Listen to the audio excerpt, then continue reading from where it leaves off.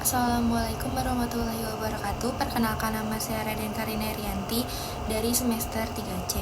Di sini saya akan mereview mata kuliah Hukum Pidana Lanjutan bab kelima yang telah disampaikan oleh Profesor Dr. Haji Eni Nuraini SHMH dengan pendampingnya yaitu Dr. Muhammad Rindi Aridayandi SHMH. Pada bab kelima yang akan saya bahas kali ini yaitu mengenai alasan hapusnya kewenangan menuntut dan menjalankan pidana. Ada alasan hapusnya kewenangan menuntut, yaitu yang pertama tidak adanya pengaduan pada delik aduan. Dalam buku 1 KUHP tidak ada pengaturan khusus tentang delik aduan, melainkan diatur dalam buku 2 KUHP tentang kejahatan, sedangkan dalam buku 3 tidak dikenal adanya delik aduan. Macam-macam delik aduan, yang pertama ada delik aduan mutlak, yang dimana suatu delik atau tindak pidana yang karena sifatnya mandiri atau sendiri dari kejahatan, maka hanya dengan pengaduanlah baru dapat dituntut. Yang kedua, delik aduan relatif, yaitu yang dimana delik aduan yang tidak bergantung pada sifat kejahatan, melainkan pada hubungan antara si pelaku dengan kejahatan itu atau pembantunya dan orang yang dikenai kejahatan itu. Keistimewaan atau kekhususan delik aduan absolut, yang pertama dalam delik aduan absolut yang diadukan adalah peristiwa hukumnya. Yang kedua, dalam delik aduan absolut, pengaduannya tidak dapat dipisah-pisahkan, atau artinya dengan adanya pengaduan berarti berlaku untuk semua pelaku kejahatan walaupun tidak disebutkan satu persatu. Lalu yang pertama ada dalam delik aduan relatif, yang diadukan adalah orang yang disangka telah melakukan tindak pidana. Yang kedua, dalam delik aduan relatif, pengaduannya dapat dipisahkan, atau yang artinya pelaku atau peserta kejahatan tidak dapat dituntut apabila tidak disebutkan. Jadi yang disebutkan saja yang menjadi pelaku tindak pidana. Tenggang waktu pengaduan sejak saat orang yang berhak mengadu mengetahui adanya kejahatan. Hal ini berlaku baik untuk delik aduan absolut ataupun delik aduan relatif. Adapun daluarsa pengaduan adalah setelah 6 bulan apabila korban bertempat tinggal di Indonesia dan 9 bulan apabila bertempat tinggal di luar Indonesia. Pasal 74 KUHP. Menarik kembali pengaduan.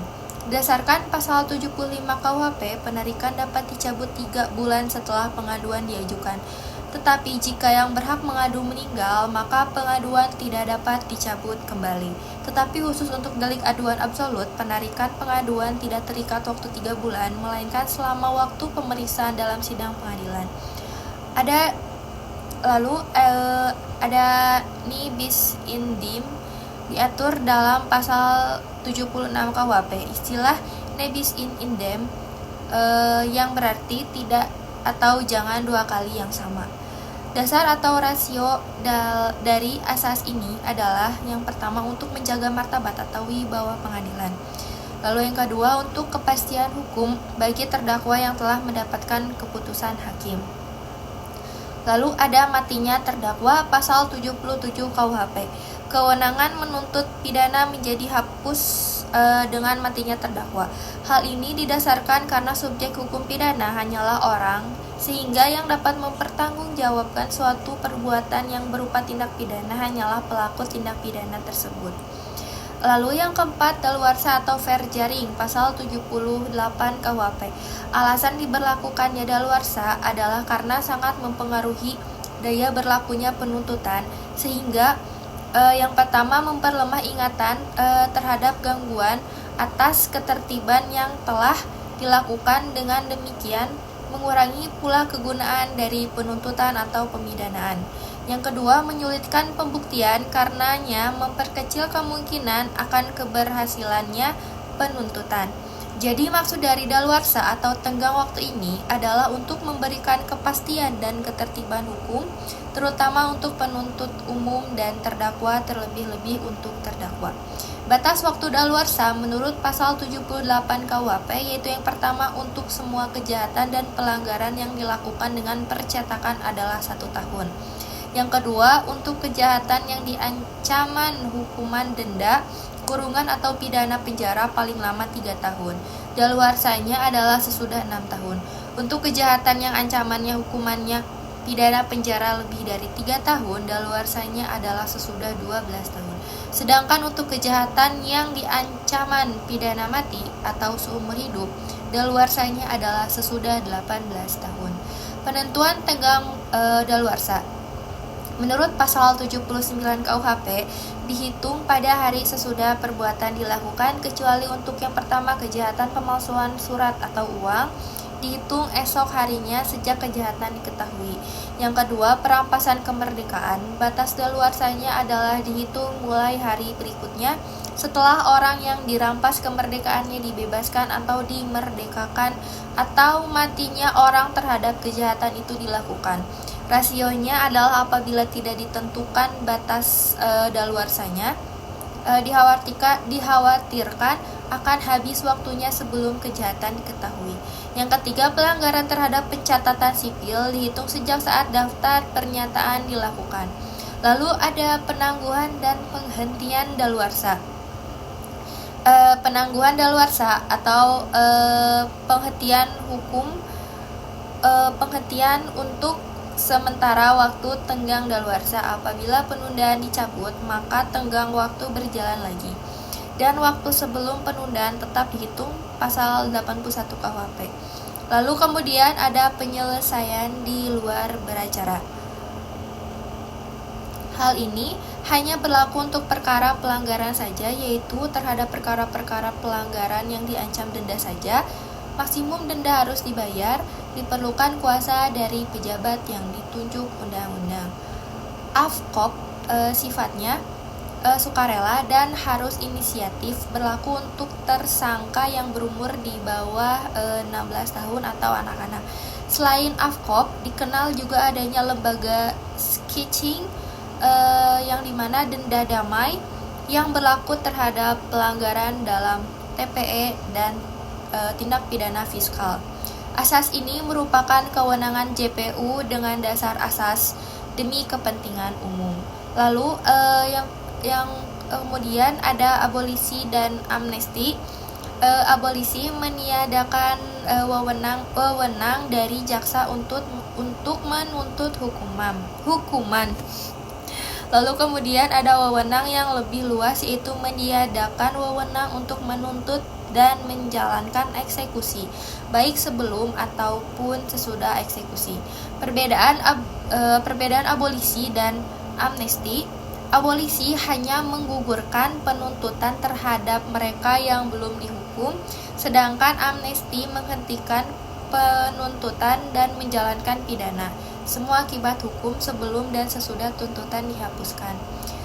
Dalam memberikan abolisi dan amnesti, Presiden diberi kuasa undang-undang, artinya Presiden tidak perlu meminta persetujuan DPR. Lalu kemudian ada alasan gugurnya hak untuk melaksanakan hukuman. Yang pertama ada dalam KUHP, yaitu matinya terpidana, pasal 83. Yang kedua ada daluarsa, pasal 84 sampai pasal 85. Lalu ada yang di luar KUHP, yaitu amnesti dan grasi. Daluarsa menjalankan pidana hapus apabila 2 tahun mengenai semua tindak pidana pelanggaran dan 5 tahun mengenai kejahatan yang dilakukan percetakan, ditambah sepertiga dari lamanya tenggang daluarsa bagi kejahatan-kejahatan lainnya. Pidana mati tidak ada daluarsanya.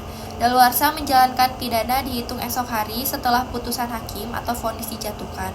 Jika terhukum melarikan diri selama masa hukuman, maka esok harinya setelah melarikan diri mulai berlaku tenggang daluarsa baru. Tenggang daluarsa tertunda selama menjalankan pidana dan selama terhukum dirampas kemerdekaannya apabila berhubungan dengan tenggang penghukuman lain.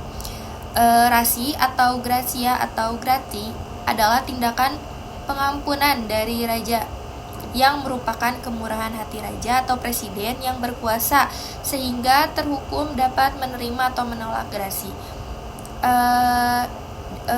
Grasi ini berfungsi sebagai koreksi atas keputusan pengadilan untuk mencegah timbulnya ketidakadilan atas tindakan hukum.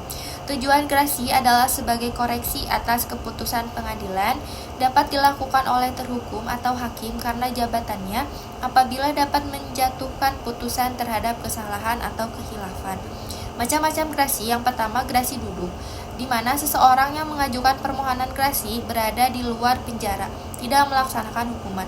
Yang kedua, grasi jalan, yang dimana seseorang yang mengajukan grasi sambil tetap melaksanakan hukuman di penjara atau menjalani pidana.